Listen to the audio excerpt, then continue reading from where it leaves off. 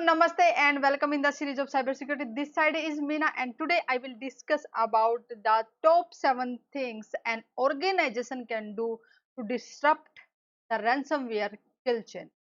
Okay, the kill chain, actually the term used in military, so they just try to define the steps taken by the enemy or will take the enemy to attack on the target. The reason behind is that they are trying to find out what steps their enemy will take to perform the attack. Okay, if we are aware about our enemy, their strategies, their method, what they are planning, then definitely it will be easy for us to just take the precautions to stop their attack, and we can be proactive to against the attack which they will perform. Okay, and today I will discuss the, the kill chain of ransomware and what the precautions or countermeasures we can take to prevent the ransomware. Okay, in the first step, say reconnaissance or the social engineering. In this step, the attacker or the hacker, they will try to find out or they will try to collect the more information about their target. Okay, first of all they will set, yes, I want to perform a attack on a particular person or a group of person, or on target on the geographical or the industry base. They just first identify where is my possible target.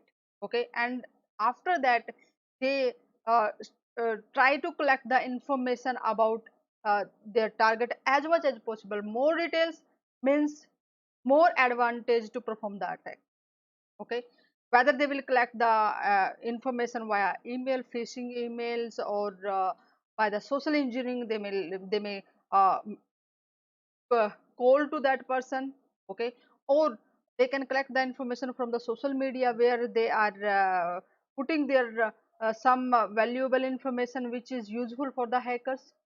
Okay, or they can even collect the information that is they are using on their website, or which websites they are surfing. So there are different ways they can collect the information about their target. Okay, once they find out the detailed information about their target, then as per their weaknesses, okay, they just try to create their own softwares, okay, their own malwares, so that they will send that malicious software or the malware to that target, and once they will click on it or install it, then they get the control. Okay, so here in this one they will create a software as per the information they collect from this first page. So in this, after creating that particular software, they will try to find out the way how I can deliver it. Okay, whether the emails or in the uh, like a USB drive. Okay, so they will or maybe their target is visiting on a website, so that they can also place their malware on the particular website. So once they will visit that on, if on specific link they will click, that will be download on their computer, or there are multiple methods. So whatever the software or the malware they will create here, they will deliver it. Okay, after delivering it, that reach to their target. For example, that's a target machine, there is a victim, and now whatever the software he created now exists on the victim machine. Okay, and he will also try to find out whatever the vulnerabilities exist on their system. Okay, maybe this in the phase 1 they have already collected that information, and then whatever now the software exists on the victim machine, and now they exploit it. Okay, so they use it, and say we can say just open it, un unwrap it.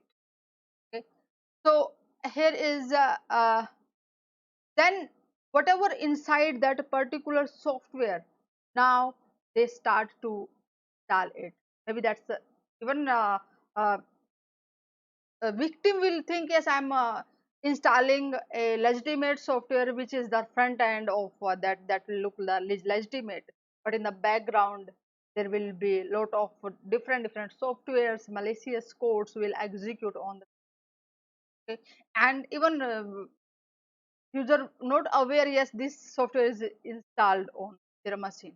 Okay, so that will be in the background, and once they have installed, now the hackers have complete control on their machine, and remotely, okay, there are multiple softwares for hackers. They are just we can say very smart. They are highly organized way they will use to perform the attack, and they remotely they can give the command and can control or can have access, admin access, and on which part of their computer or the device they want to visit, they can visit, or which file they want to copy, or what command they want to execute on the victim machine, they can easily. Okay, so with the help of the command, that's also called CNC. And after doing this one, they can execute, or they can collect that data whatever they want, and even if the logs will generate on the victim machine, definitely they can just wipe all those details. So it's very hard for them, and they execute the encryption code, because this is the example of the ransomware. So whatever the files, important file they want to encrypt, they start the encryption program on the victim machine, and they encrypt the files, and now the victim will not be able to access on it. So to open those files, they need to decrypt it, and for decryption they need, okay, so they will place a note on the screen of the victim. Once you will make the payment to them, maybe that can be 100 or $1,000 or whatever they will ask. If you will pay, then they might be give you the key, or if you don't pay, uh, might be they can delete the file, or whatever the like threatening they will use to give you that, their choice. And this was the way attackers perform. Okay, so this is the psychology of the hackers or attackers. Now, what things we can use to countermeasures? What steps we can take? Yes, these are the steps we can use to stop them.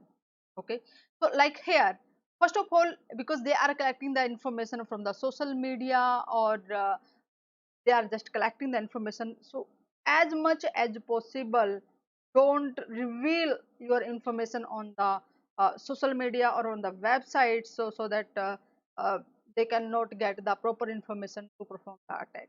Okay, so the safe way to work on the internet. Okay, and because the software which is malicious, if you will download from the hacker sites, then what are the way to countermeasure it? Develop the secure software, or use the software from the authorized vendor, so that they have the right kind of code, or the secure code they use to create the particular software. Okay, another thing is when they are delivering, means now data is entering on their on the network, so we need to guard our boundaries. Okay, so that whatever the traffic will enter or go out, we can clearly observe it with this, if that's not authorized traffic, or the abnormal traffic, so our front end devices that they can observe it, so we also need to guard our boundaries or perimeters, and secure the endpoint. Okay, so we can use the antiviruses or the host based intrusion prevention detection. And the most important thing is here, because maximum time when we click on the malicious link, then it will execute. Or so to run a program, we need human interaction.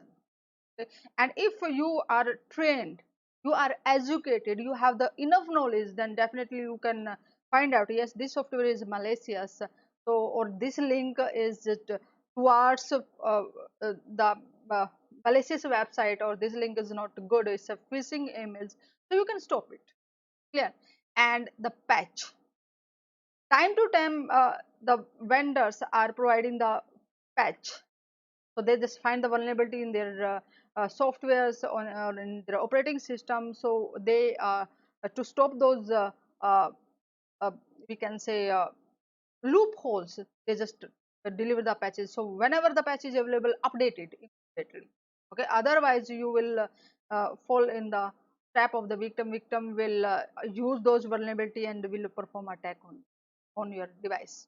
Okay, in case whatever the security practices or the security infrastructure you have implemented on your computer, on your organization, that can be failed, because there is no silver bullet to 100% secure. Okay, so if that happen, we must be ready for all those kind of attack. First of all, we need to detect it. Yes, some kind of attack happens, we must know it, and how to disrupt it, how to block it, how to uh, just cut the chain, so that they will not get the next step to perform that or to complete the cycle of the particular chain. Okay, and if something will happen, attacker will encrypt your files, so you must have the backup for it, so that you can uh, restore it.